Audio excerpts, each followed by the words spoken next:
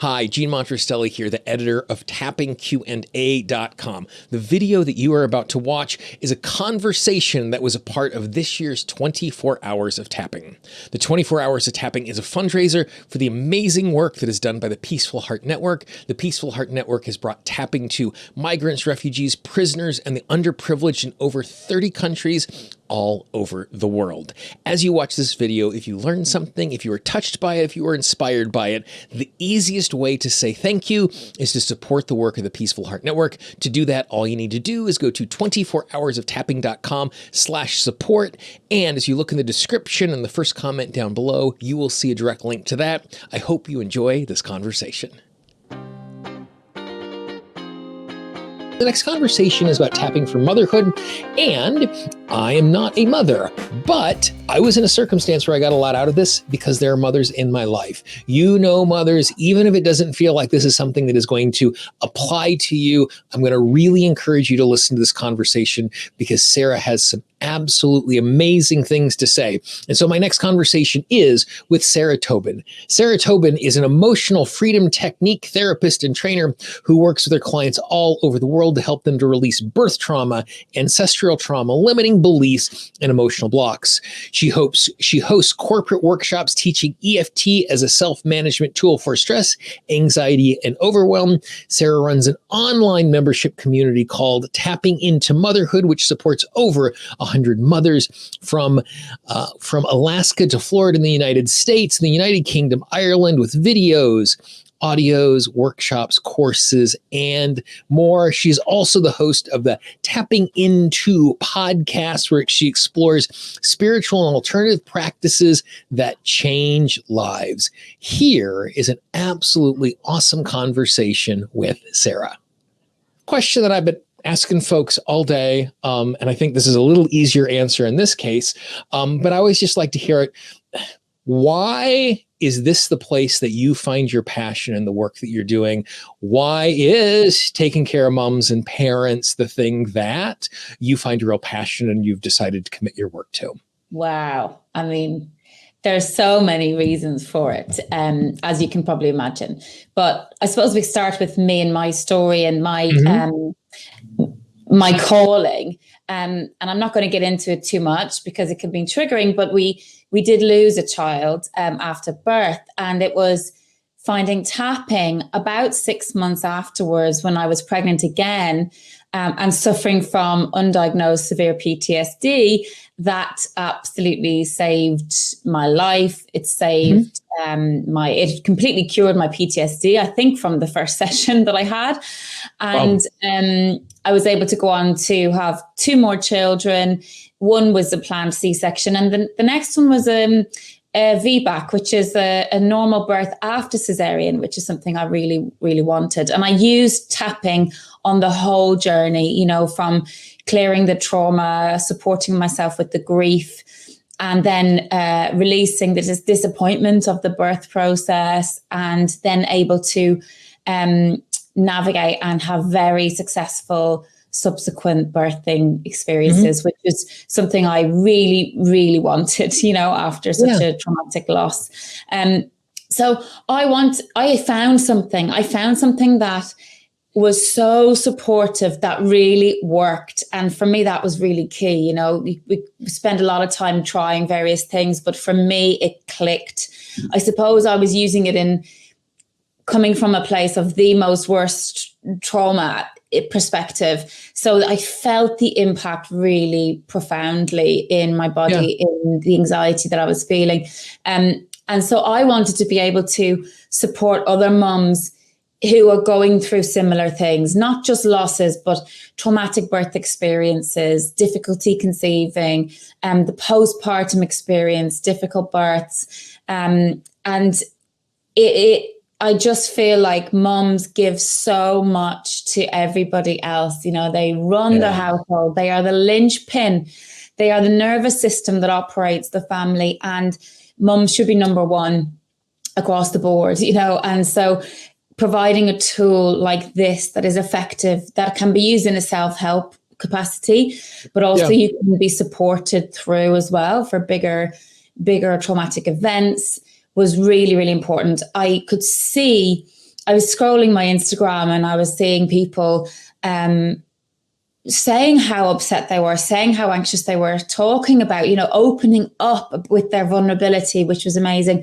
And I'm screaming at my phone going, oh my God, I know something that can help you. I know something that can help you.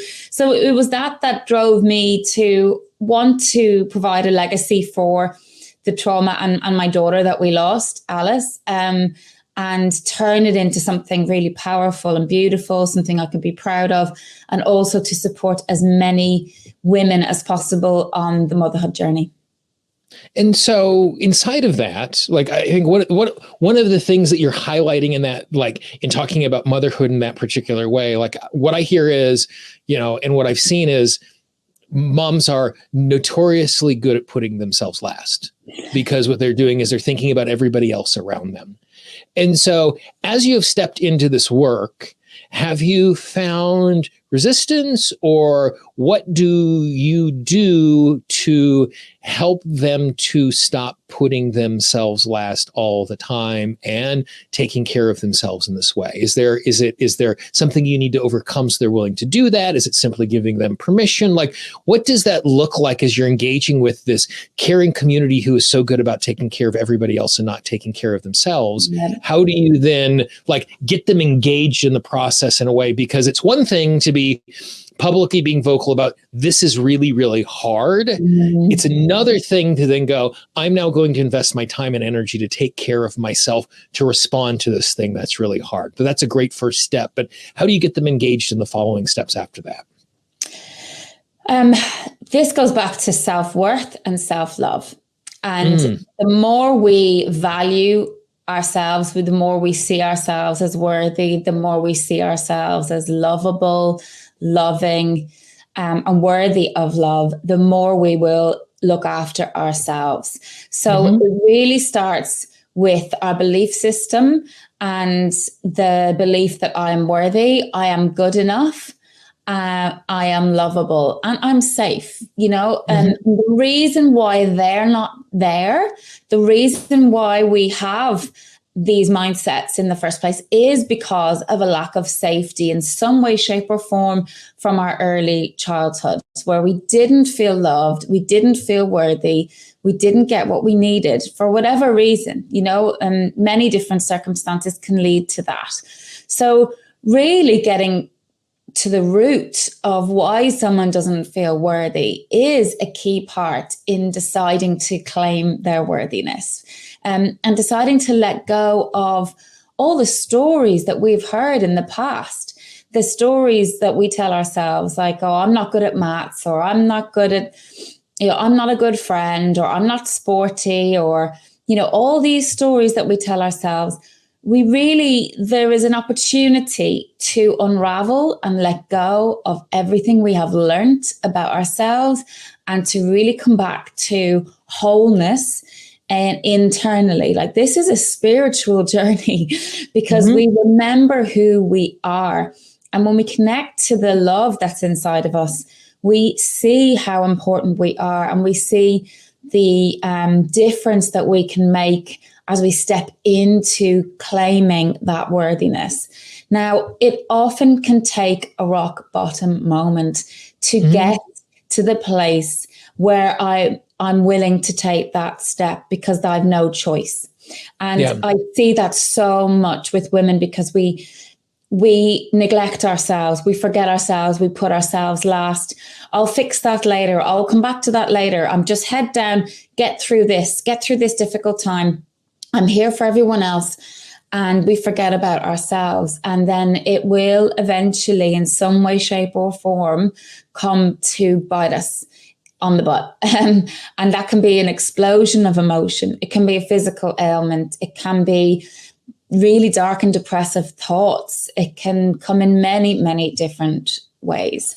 I want to make sure that people don't have to get to rock bottom to decide to feel worthy enough of looking after themselves.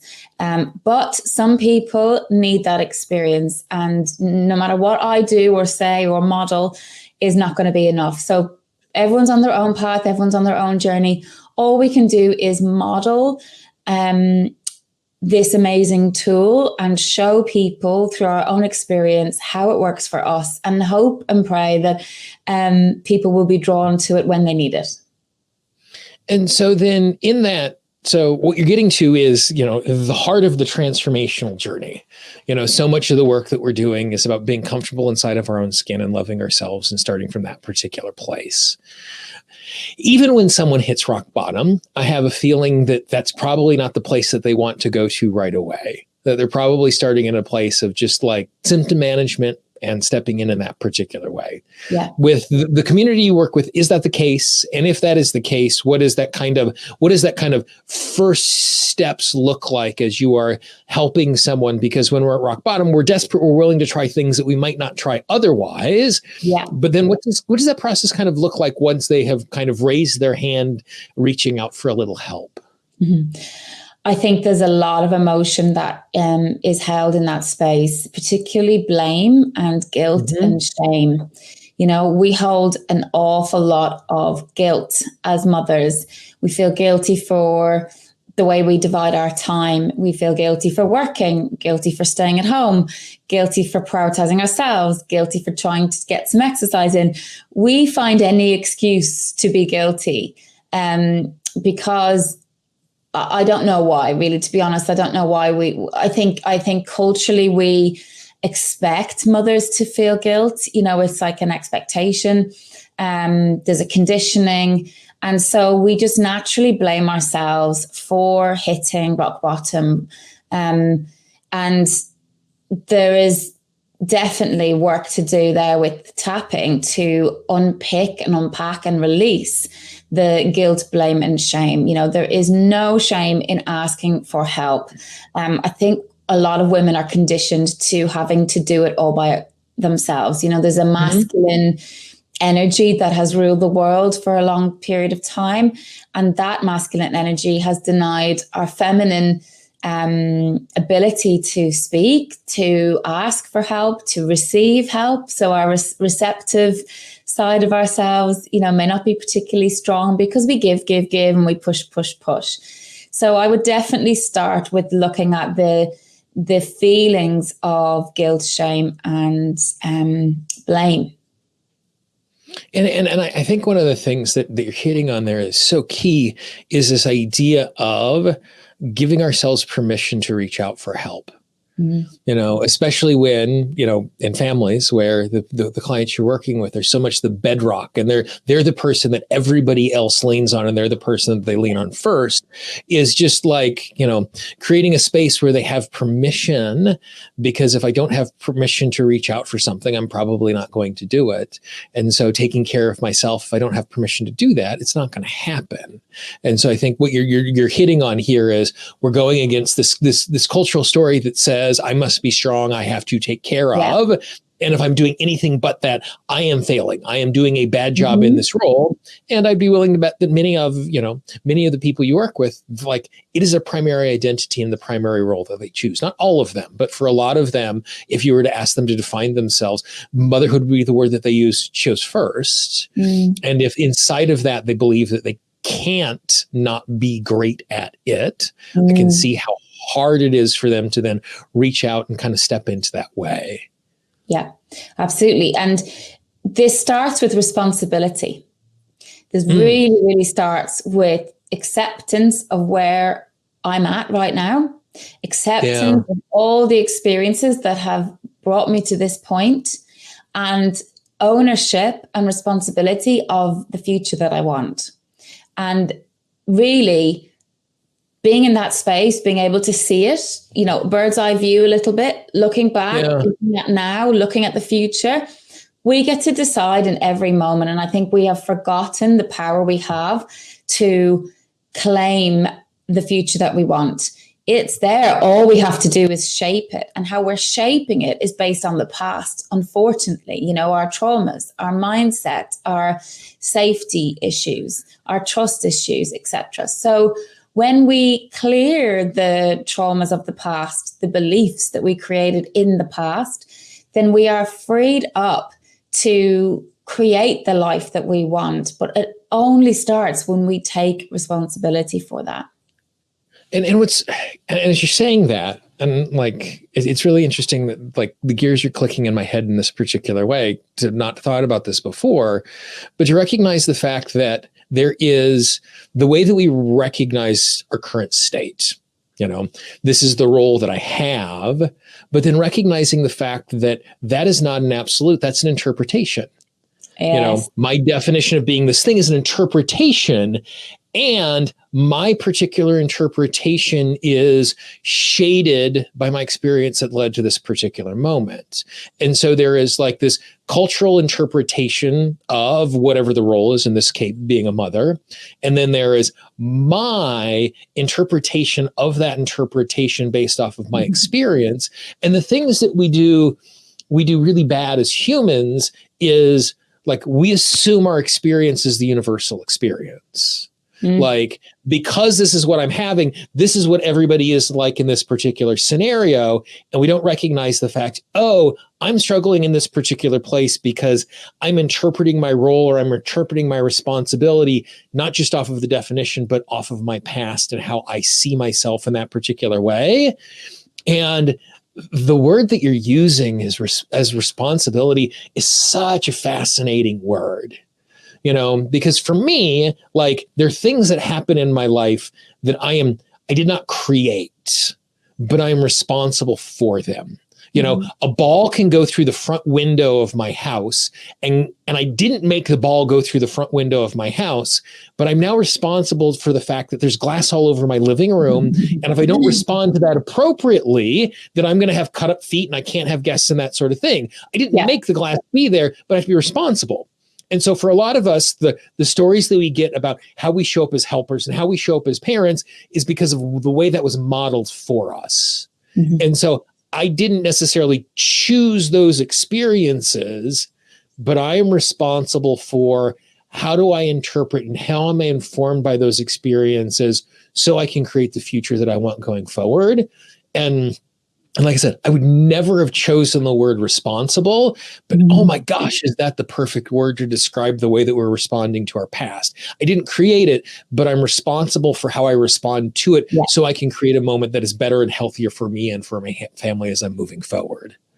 Can I share something that came up with a client this week? So we've had 3 sessions now, and she had a particularly difficult postpartum experience just before global lockdown, and the isolation and that experience really, really floored her. The first time in her life, she felt very unable to cope and went to some dark places.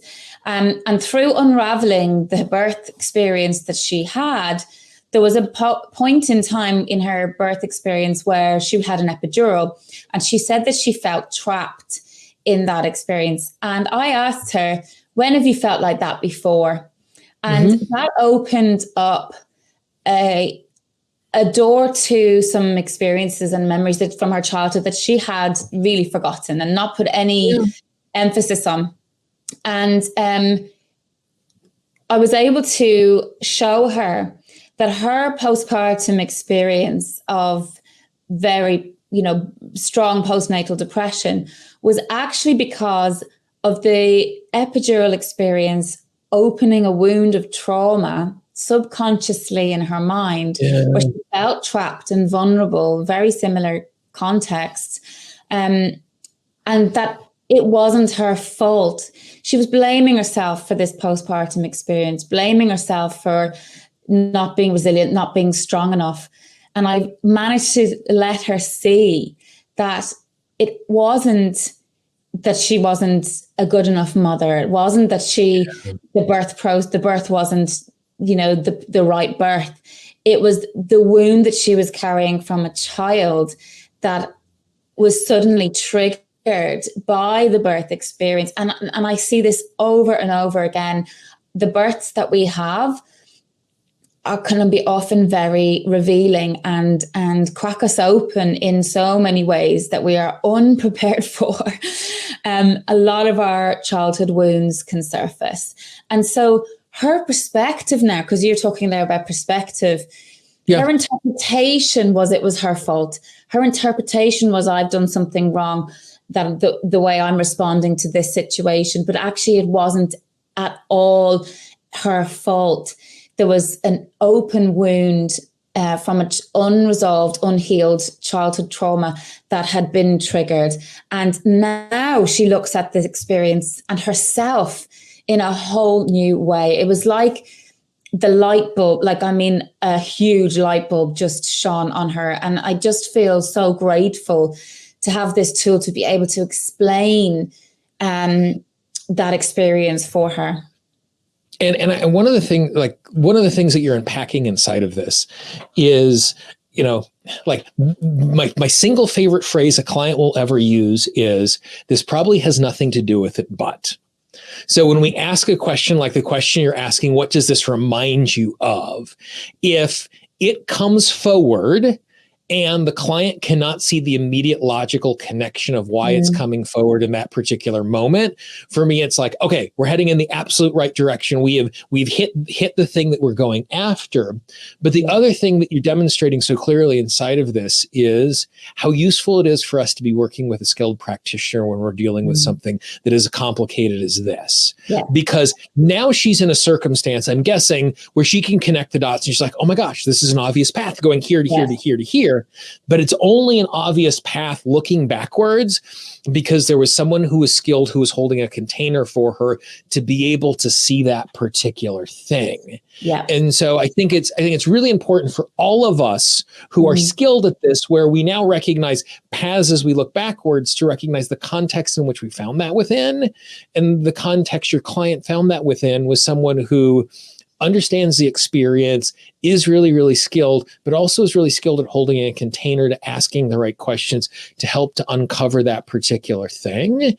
And so I think it's just good and useful for all of us to remember as we're navigating this, that just because it looks like it's a path, as we look backwards, we don't always see it. And having support and a container and a skilled person in front of us makes it so much easier for us to find that particular thing.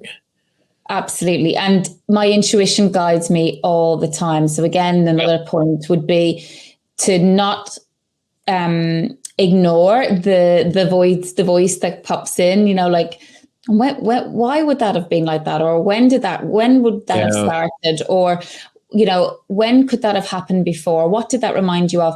The voice within us will lead and guide. And I'm becoming so much more in tune with that side of myself as well. And so then, so we're looking like there are these larger, more complicated issues that are from the past that's informing what's going on. There's also just kind of the day-to-day messiness of, this. I was yesterday, I was having a conversation with one of my clients and we were doing some tapping, and she was just kind of offhandedly mentioned the fact that she has 3 adolescent boys in the house and she's trying to figure out how to make everything work. And my response was, you don't. Like, welcome to a season of messiness. Like, adolescent boys are going to act like adolescent boys. They can be thoughtful, they can be intelligent, they can be respectful, but you can't ask a 13-year-old not to be a 13-year-old, and a 13-year-old's going to 13-year-old. And so how do you encourage, or what do you do with the parents you work with to help them away from these big, larger issues that we need to be taking care of, but kind of the day-to-day, and I don't want to diminish it by saying symptom management, but overwhelm and disappointment and frustration in the moment of just like trying to get through a Tuesday afternoon is a different experience than going after these deeper issues about self-esteem and how I show up. And so how do you then instruct or help, or what do you encourage parents to do kind of moment to moment or daily, or when things are coming up? Like how do you instruct, and what do you encourage folks to do? Okay, so I think there's two things I would encourage. If there's something particularly very strong, so something on the scale, so the SUD scale of 0 to 10, which is what I usually use, something on the kind of 8, 9, 10, I would, in the moment, try take myself away and actually take some breaths and do some tapping to kind of tap down that energy, whatever is rising, so that you can function for the rest of the day on a lower SUDS level, right? Because we know we're not thinking clearly, we're in fight or flight, we're probably going to antagonize the family. the things might become worse. So excusing ourselves from the situation, going to the bathroom, finding somewhere private in the bedroom or whatever, or even just while the kettle is boiling, you can do a round or two of tapping, right? So I think taking yourself from a 10 to an 8 can be really significant when you're feeling very heightened in a state of overwhelm or stress or anger. The other thing I like to suggest is a kind of an evening or nighttime review of the day. So you say you have had just been wall to wall, you've been from here to there, and you've been looking after everybody, and things have happened in between, and you've not had a chance to process or deal with them. I would kind of, park it knowing you've got tonight, I'm going to sit down in bed before go to sleep to clear the slate. And then I would go, okay, now what happened today? Why did I feel guilty? Why did I feel overloaded? Why did I feel stressed? And acknowledge and tap and lower the energies there before you go to sleep. So the last 5 minutes before bed are the most crucial to your, I suppose, energy field, your ability to manifest, your dream space. What we think of, most of us go to bed remunerating, or whatever that word is, over and over about all the bad things that have happened that day. And actually, if you just spend those few minutes going, okay, even though, that was really stressful today, I choose to forgive, love, and accept myself anyway. All this stress in my body, whatever it is. And then you've wiped the slate clean. You've got yourself from a negative to maybe neutral or even a positive position before closing down, and the subconscious then takes over for the night. So that is another key part of the day, I think, for me. So there's just two things I want to hit in what you just did there. So into the day, like my favorite 4 questions are, what was the best part of the day? What was the worst part of the day? What am I worried about tomorrow? What am I excited for tomorrow? And just a little structure to do exactly what you're talking about. The other thing that you said in there that I really want to highlight is, oftentimes we treat transformation in the moment as this all or nothing proposition, where I'm overwhelmed and now I'm going to be euphoric and today is going to be lovely. And recognizing the fact that I make a different choice at a 10 sud, at an 8 sud, at a 6 sud. Yeah. And when I'm an overwhelm at a 6, I still might not make the best possible choice, but I'm going to make better choices than if I was at a 10. Yeah. And I consistently, when I'm talking and I'm teaching, is I'm talking about better and easier. I never talk about solved and easy. And as we're doing this stuff, because as life is messy, like if I'm able to just make it a little bit easier. And I think the other thing that you identified so clearly is that, like, inside of a family system, it's really easy for emotions to escalate and escalate and escalate, because you have a house full of other downregulated people, possibly in the middle of the afternoon. And so if you're in a circumstance where it goes up and you have taken care of it enough so you don't escalate it again, it doesn't get the opportunity for this cascading effect where, like, it goes from bad to really, really bad. And even though it's far from perfect, boy, have we put out some fires by just not letting it get bigger in this particular moment, which just makes it easier and better for everyone. Absolutely. And it can aid recovery. So, a lot of moms, and me included, we can shout, we can get to rage, we can feel like no one's listening. We feel out of control. My God, we love control. And when kids don't like control, right? So there's a whole natural battle there on the will of each other. And so if we do actually have to, we might shout at our children or give out or raise our voice, and then we can take ourselves away. We can come back and repair in a way that wouldn't be possible had we not been able to calm ourselves down and regulate ourselves.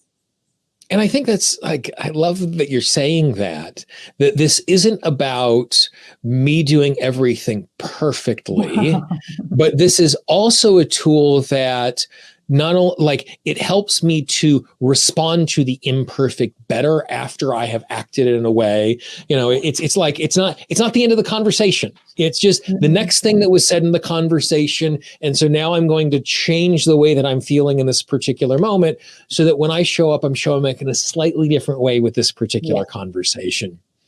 Yeah. And, we are all doing our best in these moments, and what is within us comes out under pressure. So if we are harboring 20 years of rage inside of us, then in these situations, we are going to respond with rage. If we have had a childhood where we observed certain behaviors or witnessed or absorbed certain things, we are going to respond in a similar way. But awareness and forgiveness and a bit of a grounding and these tools allow us to parent in a different way. And, our natural instinct is to parent the way we were parented. So parenting in a different way takes a lot of effort and a lot of conscious decisions and awareness. And, I find that the tool allows us to move into that space, even when we make mistakes.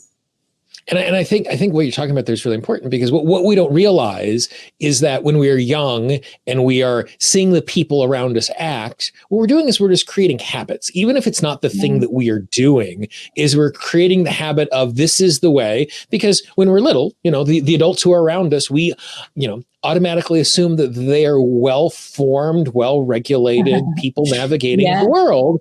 And so we're just learning to model them in that particular way. And I think when we recognize it in that particular way, like, we all know how hard it is to change a habit, because what we're doing is we're literally changing the way our neurology is responding to something.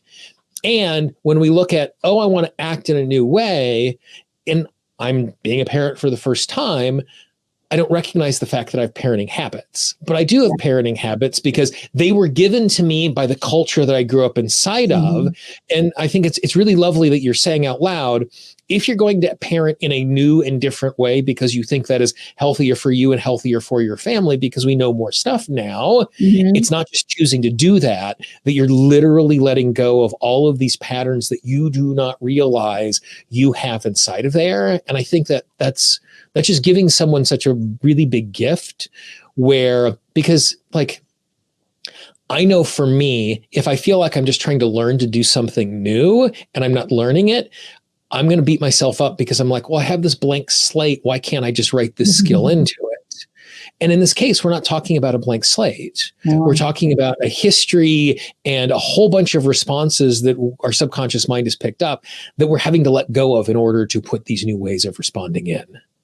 And that's hard, letting go of the conditioning that we've been exposed to, changing our mindset and beliefs. They all happen in the subconscious.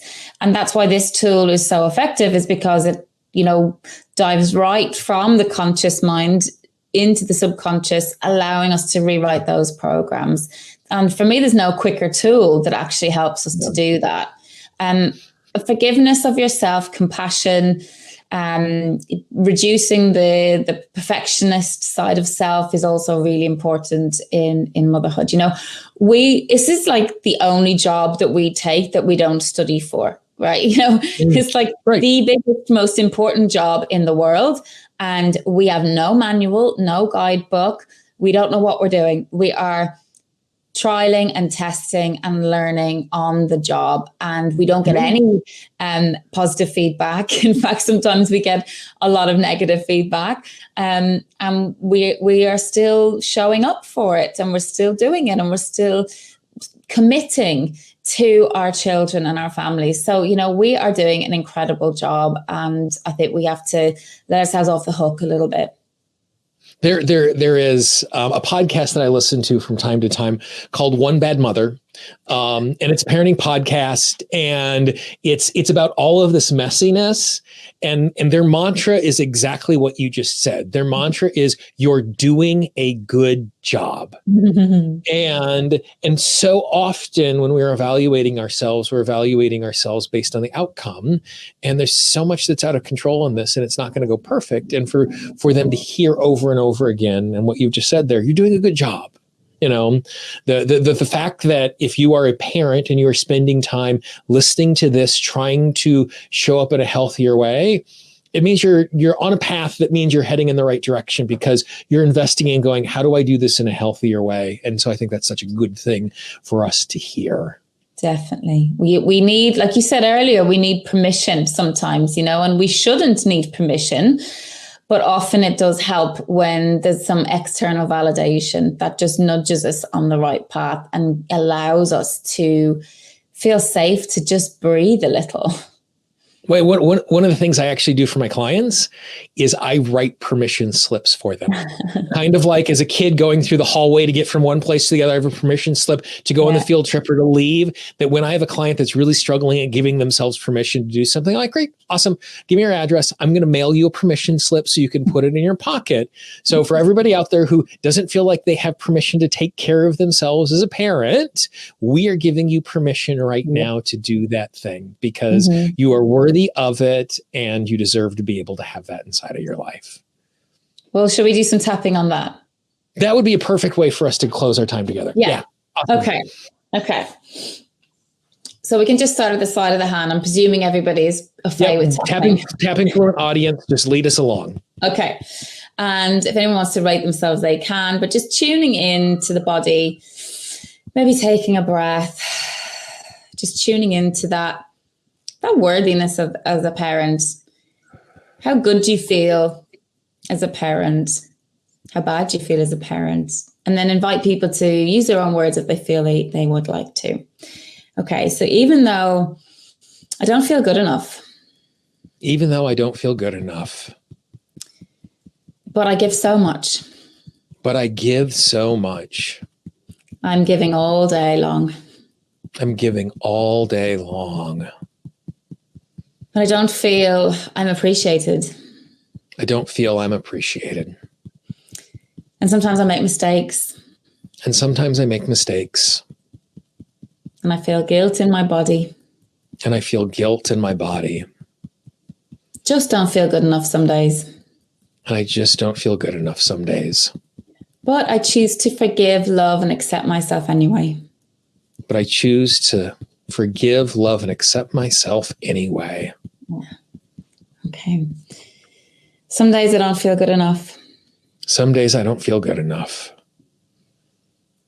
I'm just not enough. I'm just not enough. I give so much of myself.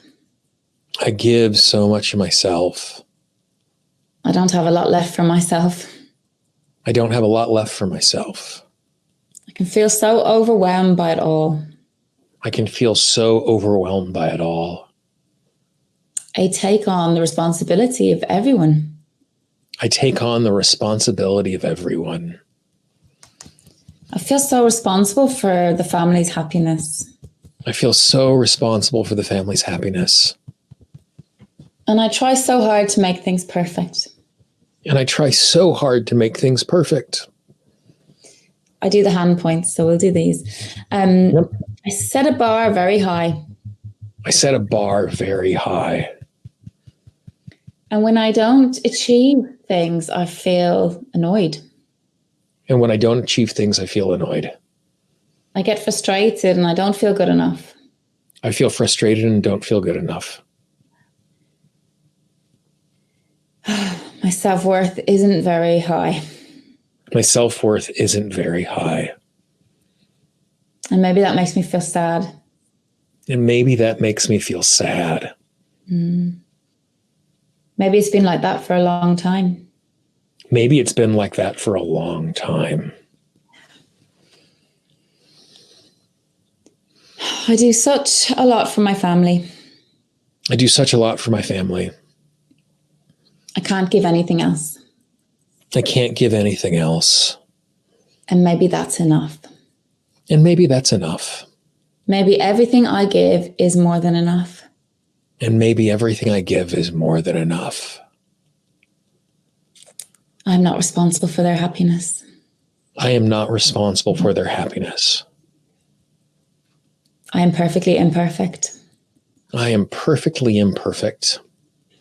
I'm imperfectly perfect. I am imperfectly perfect. And I do the best that I can every day for my family. And I do the best that I can every day for my family. There's nothing more I can do. There's nothing more I can do.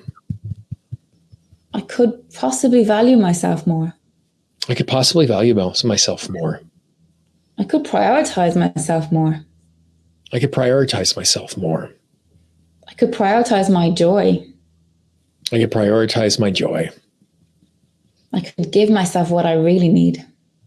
I could give myself what I really need. Sometimes I really just need a break. Sometimes I just really need a break. Yeah. Sometimes I just need to relax. Sometimes I just need to relax. Oh, it's safe to relax sometimes. It's safe to relax sometimes. I don't always have to be doing. I don't always have to be doing. It's safe to just be. It's safe to just be. Being is more than enough. Being is more than enough. My love is more than enough. My love is more than enough. And I share all my love. And I share all my love. And I allow myself to receive love. And I allow myself to receive love. I am worthy of everything I want in my life. I am worthy of everything I want in my life. I'm doing an amazing job. I am doing an amazing job. My family love me. My family loves me. We're happy and safe and healthy. We're happy and safe and healthy. And that is more than enough. And that is more than enough. I truly love and accept myself. I truly love and accept myself. Okay. So just taking a breath. Just releasing out any remaining tension. How does that feel for you? That feels awesome.